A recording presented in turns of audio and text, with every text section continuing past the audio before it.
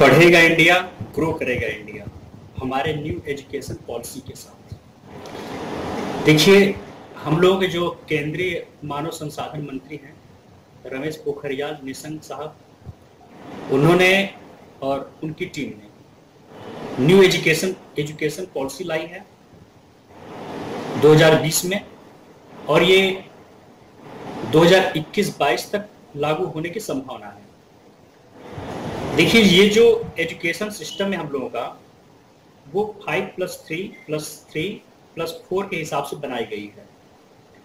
देखिए, इसका कुछ मतलब है, इस पर कुछ हम लोग पॉइंट आउट करेंगे, प्रकाश डालेंगे इन नियम के बारे में। तो चलिए चेक करते हैं। और ये जो शिक्षा प्रणाली बनाई जा रही है, ये भविष्य में बहुत ही शानदार होने वाली है, और स्टूडेंट्स के अंदर रट्टाफिकेशन का नहीं, स्किलफुल नॉलेज प्रोवाइड कराने वाली होगी। ठीक है, तो आपको एक्सेलेंस का पीछा करना होगा, क्योंकि ये पूरी शिक्षा प्रणाली एक्सेलेंस की तरफ ले जाएगा। ठीक है, रट्टाफिकेशन की तरफ नहीं। तो 5+3+3+4 में पहले जो 5 ईयर्स होते हैं वो आपके फाउंडेशन स्टेज के होते हैं। फाउंडेशन स्टेज में प्री प्राइमरी होता है, जिसमें 3 साल जो आपके प्री प्राइमरी के होते हैं, और उसके बाद 1 और 2 क्लास का सब मिला के 5 साल।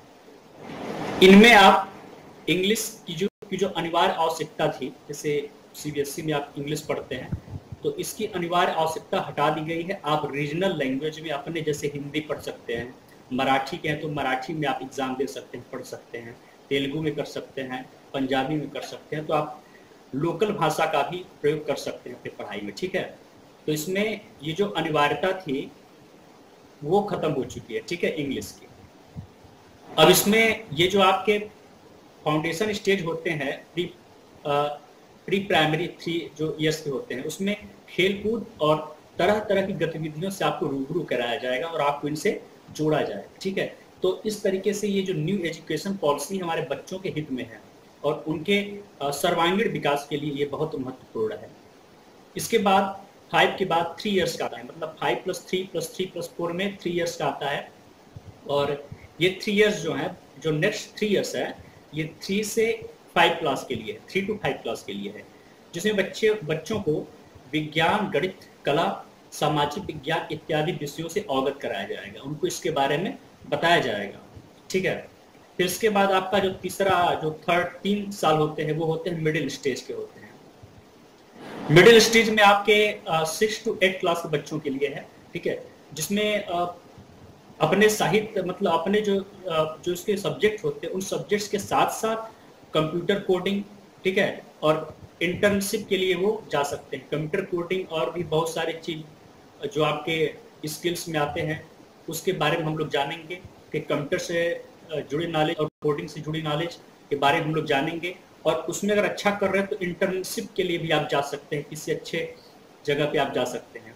ग्राफिक डिजाइन करनी है, इस तरीके की चीज़ें आप 6 to 8 में सीख सकते हैं, और इंटर्नशिप किसी के साथ मिलकर कर सकते हैं, किसी कंपनी के साथ, किसी संस्था के साथ। ठीक है, ये हमारे लिए बहुत महत्वपूर्ण है। और तय पाठ्यक्रम के तहत आपको पढ़ाया जाएगा। एक पाठ्यक्रम आप तय कर लेंगे, उसमें आप तय करेंगे क्या क्या पढ़ना है, उसमें तय होगा 6 to 8 में जो सब्जेक्ट है उसके पाठ्यक्रम के अंतर्गत आपको पढ़ाया जाएगा। और कंप्यूटर कोडिंग, ग्राफिक डिजाइन, इस तरह के कोर्सेज भी आपको वहाँ पर मुहैया होंगे, और आप इंटर्नशिप के लिए आसानी से कहीं जा सकते हैं। इस तरीके से आपको स्किलफुल नॉलेज दिया जाएगा। और बात करते हैं 5+3+3+, अब लास्ट आपका 4 ईयर्स का है। तो ये जो 4 ईयर्स का है वो कुछ इस तरीके से है कि आपका वो कैटेगराइज किया गया है 9 to 12 क्लास के बच्चों के लिए। ठीक है, तो इनकी जो परीक्षाएं होंगी 9 से 12 तक क्लास की जो बच्चों की परीक्षाएं होंगी वो सेमेस्टर वाइज होंगी। जैसे साल में आपको 2 बार एग्जाम देने हैं, हर 6 महीने पर। इसमें आपका फायदा ये है कि आपको लगातार पढ़ते रहना पड़ेगा, जिससे आप जानकारी को समझ सकते हैं। ठीक है, पहले क्या होता था कि आप साल के अंत में पढ़ाई करते थे, कोई लड़का अंत में भी 1-2 महीने पढ़ के अच्छे नंबर ले लिया करता था, लेकिन अब ये ऐसा सिस्टम नहीं है।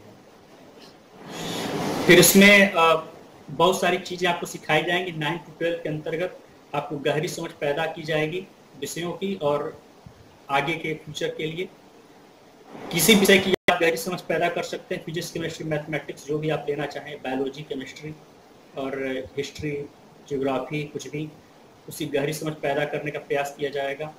विश्लेषण क्षमता को आपके बढ़ाने का प्रयास किया जाएगा वहाँ के शिक्षकों के द्वारा, ठीक है। और बड़े लक्ष्य को निर्धारित करने के लिए प्रेरित किया जाएगा, जिससे कि आप देश के लिए कुछ अच्छा कर सकें। और इससे क्या फायदा है कि आपका रटना खत्म हो जाएगा और जो एजुकेशन सिस्टम जो होगी वो समझ पर आधारित होगी, ठीक है। तो इस तरीके से हमारा एजुकेशन सिस्टम है। और स्ट्रीम का सिस्टम जो था, जैसे साइंस स्ट्रीम, आर्ट स्ट्रीम और कॉमर्स स्ट्रीम, इसकी प्रणाली को भी थोड़ा सा हटाने का इसमें कुछ परिवर्तन हुआ है। इसको शायद हटने का प्रयास किया जाएगा। जैसे पहले क्या था कि आप आर्ट्स लेते थे तो सिर्फ आर्ट्स ही पढ़ते थे, साइंस और कॉमर्स का कुछ भी सब्जेक्ट आप नहीं पढ़ सकते थे। साइंस लेते थे तो आर्ट और कॉमर्स नहीं पढ़ते थे, कॉमर्स लेते थे तो आर्ट और साइंस नहीं पढ़ते थे। अब ऐसा है कि अगर आप आर्ट्स लेते हैं तो आप फिजिक्स में अभी आपका मन है, रुचि है, तो आप फिजिक्स भी एक एक्स्ट्रा चीज लेके पढ़ सकते हैं।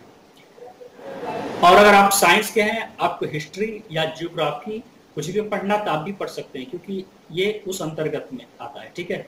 उस शिक्षा प्रणाली के अंतर्गत में ऐसा भी सिस्टम आता है, ठीक है। तो लेकिन इसमें पूरी स्पष्टीकरण नहीं दी गई है, इसका स्पष्टीकरण कुछ दिनों में आ जाएगा, ठीक है, कि किस तरीके से आपको सब्जेक्ट का चुनाव करना है।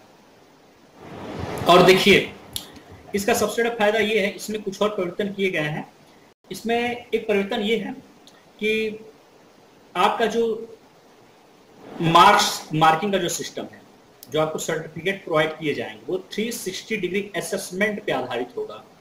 मार्कशीट में स्टूडेंट्स के रिपोर्ट कार्ड पे उसकी मानसिक क्षमता, उसका व्यवहार, उसके एक्स्ट्रा करिकुलम के बारे में भी मेंशन होगा, जिसमें टीचर अपने आधार पर देंगे और आप टीचर को भी अपने तरीके से उनका प्रदर्शन बता सकते हैं, और आपके सहपाठी भी आपके बारे में कुछ उसमें फीडबैक देंगे, ठीक है। इस तरीके से आपका जो 360 डिग्री का असेसमेंट होगा वो आपके मार्कशीट में होगा कि आप किस तरह के व्यक्तित्व को पूरा आपके बता दिया जाएगा, और आपके स्किल के बारे में आपने कितनी जानकारी प्राप्त की, सब कुछ 360 असेसमेंट होगा उस आपके मार्कशीट में।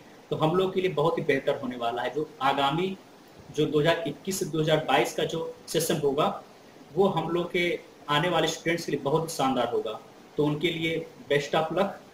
तो अपना काम करें और एंजॉय करें इस एजुकेशन सिस्टम को। और कॉलेज में जब आप एडमिशन लेंगे 12th के बाद, तो उसमें अगर कट ऑफ का सिस्टम है, कहीं आपको बीएससी में लेना है, कहीं भी लेना है, मान लीजिए आपको आर्ट्स में ही लेना है, अगर आपका कट ऑफ सिस्टम को आप नहीं क्लियर कर पाते हैं तो एक एग्जाम होगा CAT, मतलब कॉमन एप्टीट्यूड टेस्ट, जैसा कि जानकारी मिली है।